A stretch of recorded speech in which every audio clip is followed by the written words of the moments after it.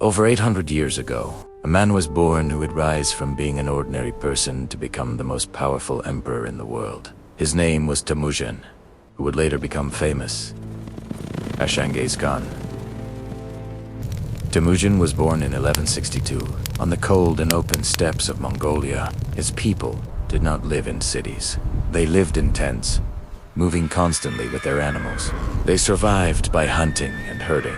Life was simple, but it was also extremely dangerous. Tribes often fought over land, animals, and honor. In this world, only the strong survived, and the weak were quickly eliminated. Even as a child, Temujin faced many hardships. His father died early, leaving his family small and vulnerable. In the tribal world, children who seemed weak were ignored or even eliminated. But Temujin had a different spirit. He learned from every small challenge, endured every hardship, and grew stronger with each experience. From a young age, Temujin understood that survival depended not only on strength, but also on alliances and strategy. He made alliances with other tribes, learned to face enemies with careful planning, and developed his skills through experience in battles. As he grew older, he gathered his tribes and formed a small, loyal army. His strategy was not just about power. He was extremely intelligent. He studied the battlefield before every fight, used the talents and speed of his soldiers, and confused his enemies with clever tactics.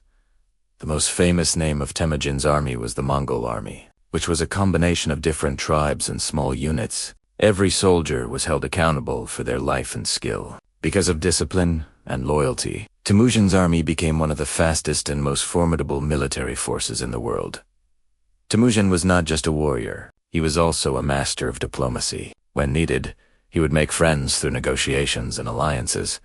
But when force was required, his army became deadly. Step by step, his victories increased his power and influence.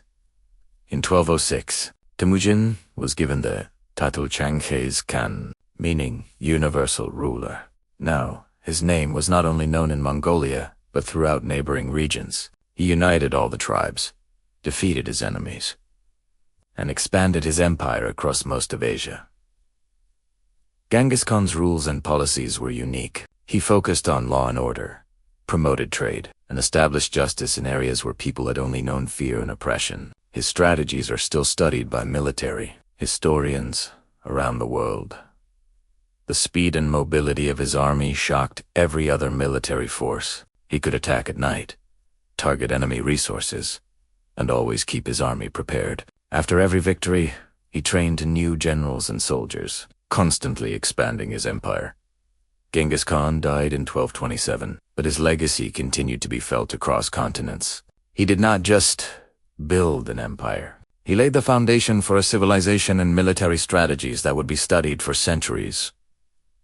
Today, Temujin, or Genghis Khan, is not just a historical figure, but a symbol of how an ordinary child who faces a harsh and difficult life can rise to become the most powerful leader in the world. His journey teaches us that with determination, strategy, and loyalty, even the impossible can be made possible.